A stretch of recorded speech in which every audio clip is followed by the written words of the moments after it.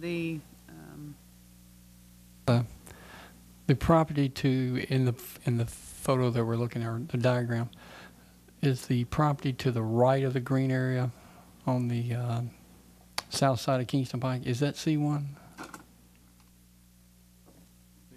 yeah, I will.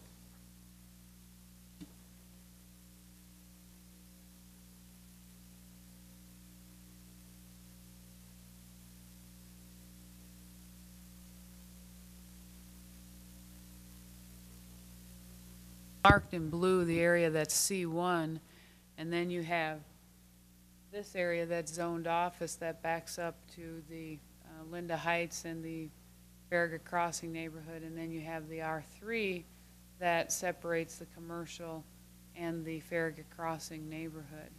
So in that area, you do have commercial that does front on Kingston Pike, but then you have a transitional land use in between that commercial zoning and the residential area.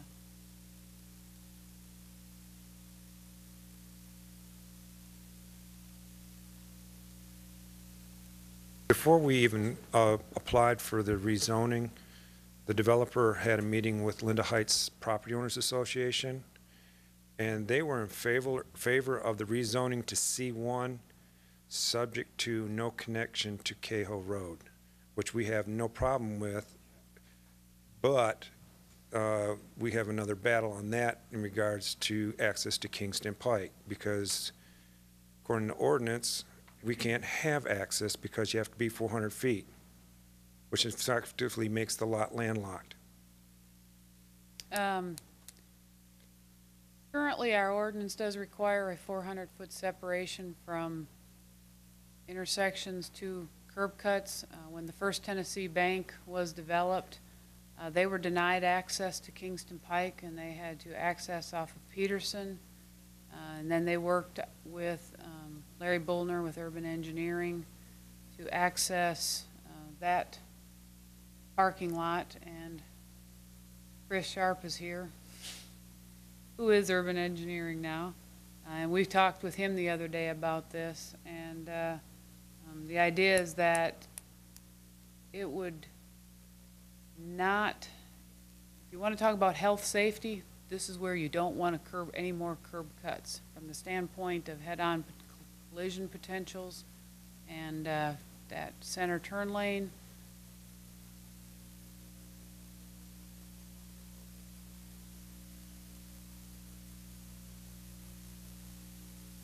Red light area in this photo, is it?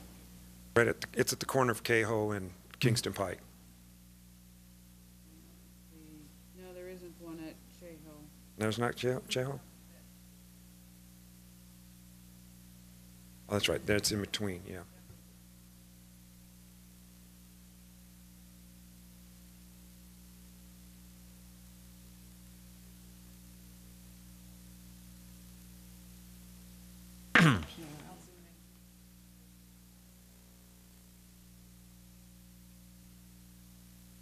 So if we were to approve this, you're going to eliminate your Chaho Road there? No, we're not going to eliminate Chaho Road. No, We just will so- not have access. We were asking for connection to Kingston Pike. And at the staff level, that violates our access ordinance, and it does create a life safety problem. So you'd have to access it from Chaho Road, right? Heights Property Owners Association will not back the C1 zoning. Okay. Well, you got a Homeowners problem. meeting and you, or did I'll you? let the developer, he went to the meeting. My name is Robert Allen.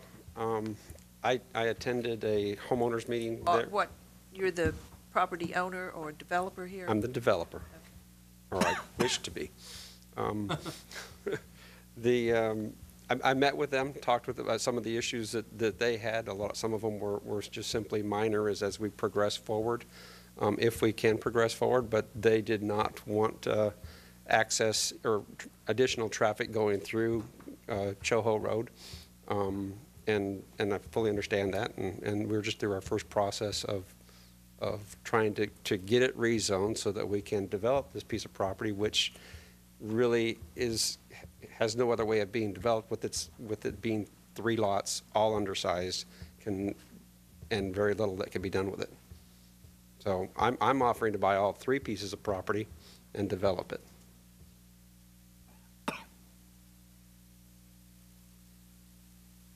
I have no idea. I met with a board of 7. It was a preliminary meeting.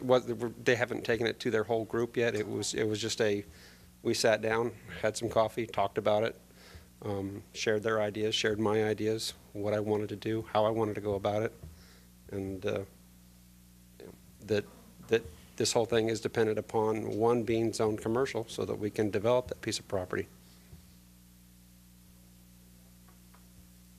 I don't want to put office there. Nobody's wanted to put office there. It's been office for how long? You can't. It's not big enough unless you buy all 3.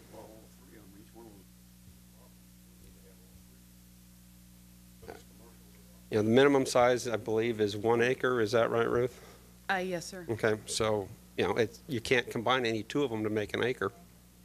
So the property owner is currently landlocked by not being able to sell it because of those zoning. You said you were going to buy all 3. I'm going to buy all 3, provided we can get the zoning and work out Kingston Pike access or some other access that can be arranged. You said you talked to Chris?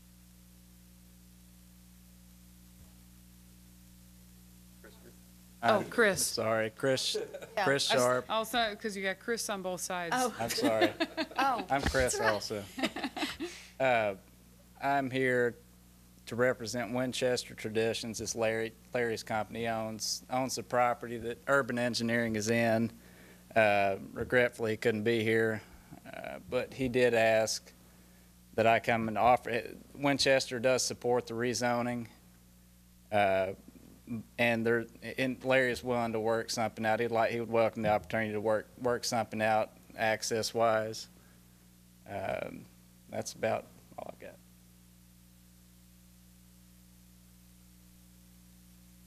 Questions? Now, this is for discussion only tonight. The real issue tonight is not the access. The real issue tonight is the zoning as to whether it is appropriate to rezone to commercial at this location. Now, keep in mind, because of the irregular shape of the zoning line through here, there would be no buffer strip on this property adjacent to the residential uses. So that does confound then from what we normally would have, and but also the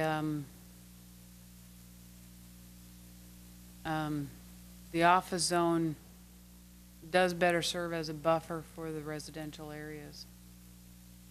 Over the other neighborhoods who do have this,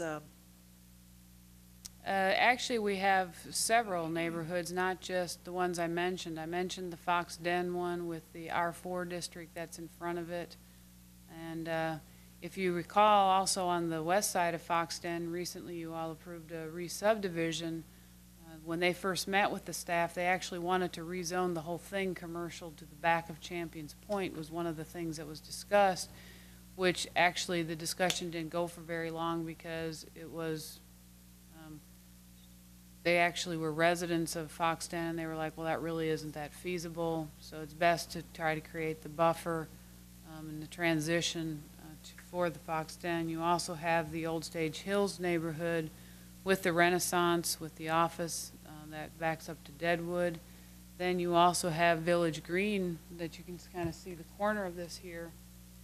Village Green was actually developed before the town incorporated, and Kingston Pike was the main drag back when Village Green was developed. And like Fox Den that has the R4 in front of it, Village Green had the duplexes built along Kingston Pike as its buffer of transitional land use. Then you have the just immediately to the east here with this office district, and the R3 serving as a transition area. Along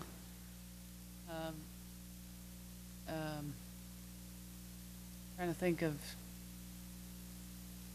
have in front of Sugarwood, it's kind of the reverse, but those were deed restrictions that were placed on the property when Sugarwood developed prior to the town's incorporation. It was about that time that those, and so that's why it's Zone B1 in front of the Sugarwood subdivision.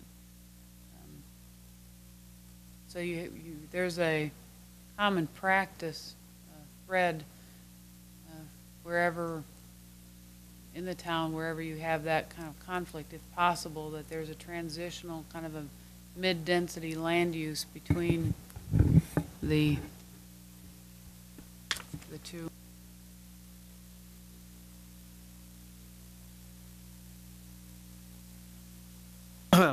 Just a couple of remarks.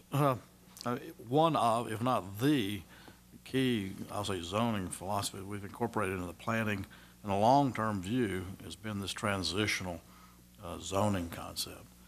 And we've tried to be very consistent in that. We've been, I think, very judicious in trying to deal with implement while trying to recognize all the different types of development. And it's worked well through time. It's an expectation, I think, that the citizens of the town have. And I personally just don't see any compelling reason on this property to go against that. And we'll try and keep an open mind on things, but I don't see any compelling reason to deal with a cornerstone in our planning process, which is.